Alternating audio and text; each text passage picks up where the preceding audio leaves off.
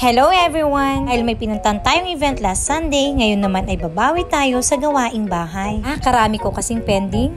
Araw ng Lunes, alam kong marami talaga akong gagawin ngayong araw na to. Paggising ng umaga, nag-prepare na ng almusal ng mga bata, baon nila at paghahanda sa school dahil nga exams nila ngayon. At pagkaalis nila, agad-agad na nga akong kumilos. Dahil alam nyo yun, sobrang busy ko nung last week. For the event last Sunday, ay ilang araw din talaga akong gumagawa ng mga orders ng banana chips. Of course, hindi ako nagre-reklamo dahil kaperahan yan. Nung Sabado pala, hindi rin ako nakapaglaba. Kaya't yung mga bata yung inutusan kang maglaba kahit uniform na lang muna nila. Sabi ko nga at ako na lang ang maglalaba pagkatapos ng event namin. And yes, tinuruan ko naman na kasi sila kung paano maglaba. Kaya't kung may ganitong pagkakataon, yung mga maliliit na bagay ay kaya na nilang gawin. At ngayon, nabakante naman na ako, kaya makakagawa na nga rin ako dito. Actually, hindi ko naman talaga alam kung ano yung una kong gagawin. Maglilinis ba ng buong bahay? Maghuhugas ng pinagkainan? Or maglalaba muna? Habang naglilinis nga ako dito, may dumating ng mga parcels. Dahil nga madalas ako yung natitira dito sa bahay at pumapasok naman yung mga madlang people, kahit sa akin lahat bumabagsak to. Nag-iiwan na nga lang sila ng pambayad. Pero minsan, wala silang binibilin. At dun nga ako nagre-reklamo pag wala akong pampaabono. Parang akong dumating na parcel na isa. Pero tsaka ako na lang bubuksan. Anyway, nauna nga ako naglinis sa loob ng bahay bago nag-proceed naman dito sa labahin ko. After lunch na nga ako nakapaglaba. Ito naman yung ginamit namin sa buong linggo. Kasi lalakwatsa-lakwatsa.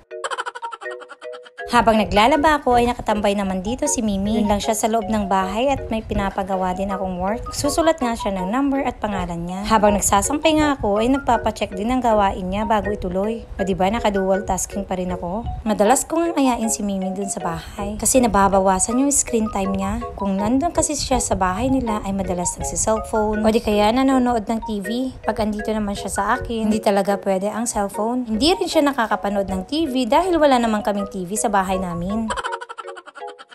Tinawag niya nga ako dito at may pinacheck saglit. Pagkatapos ko naman magsampay, pumunta na ako dito sa loob ng bahay. Dahil sobrang init at nauuhaw ako. Tapos nag-crave pa ako ng cold coffee. Kaya't nag-DIY na nga lang ako ng iinumin ko. Black coffee at condensed lang naman yung kailangan plus yung ice. Habang umiinom nga ako ng kape, dito naman ay natutulog na si Aling Makulit. Sinabihan ko nga siyang matulog muna bago pumunta kila Kuya Irvin niya later. At magre-review pa nga sila ng exams nila. Fast forward, nagising na pala dyan si Mimi. Tapos nakaalis na rin sila. At nag-start na rin pala akong mag-edit ng mga videos. Sobrang laking oras kasi yung kinakain ng pag-edit kasi hindi naman basta yung edit or basta video lang yung ipopost namin. Yung videos taken kasi ay kailangan pang i-cut tapos ita-timing. May mga part ng mga video na kailangan ding i-trim. Basta sobrang maoras yung pag-edit pa lang mismo. Iba pa yung ganitong pag-voice over. Ang pag-voice over naman ay medyo maoras din.